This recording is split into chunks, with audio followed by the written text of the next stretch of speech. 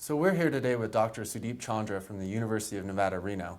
And Dr. Sudeep, you recently completed a study that looked at the survivability of quagga mussels. What did your study look at specifically?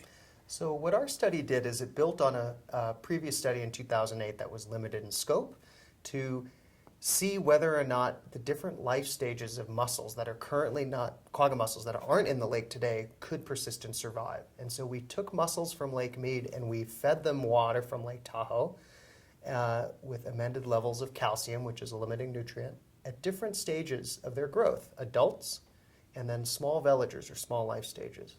Why study survivability of quaggas in Lake Tahoe? So in this case, we currently do not have mussels in Lake Tahoe. And what we wanted to know is whether they would be able to persist or survive in the system, and as a result, could there be an impact? Another reason we'd want to know this information is to make sure we have sufficient prevention programs to keep them out of the system. So what did the results of your study show about their survivability in the lake? So what we did in our study is we grew different life stages of these mussels that we obtained from Lake Mead in Lake Tahoe water with different levels of calcium. And what we ended up finding is that adults can survive greater than 80% in Lake Tahoe water in select locations, that they can produce offspring gametes or sperm and eggs greater than 80% of each individual, and then that the small stages called veligers would be able to survive and settle in Lake Tahoe water.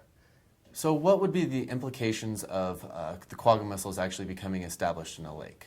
So our studies indicated the potential for survival in select hotspots in the lake where there's elevated calcium levels, and those potential impacts that could occur if we take that information from the lakes in the east, for example, could be the change in water clarity because mussels filter a lot of water out, but they also excrete their food as nutrients, and then what ends up happening is you get more kind of clumped up algal growth in the bottom or near shore part of lakes.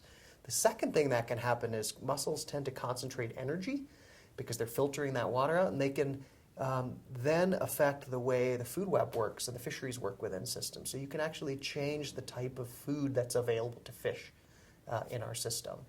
And so I think the concern that we have, I think, as scientists is now having seen that there's some survivability of the different stages, is the best thing to do now would be to try to keep them from coming into the lake. So the prevention programs that are based not only on quagga mussels, but also on other taxa, plants and fishes, will be critical to maintain.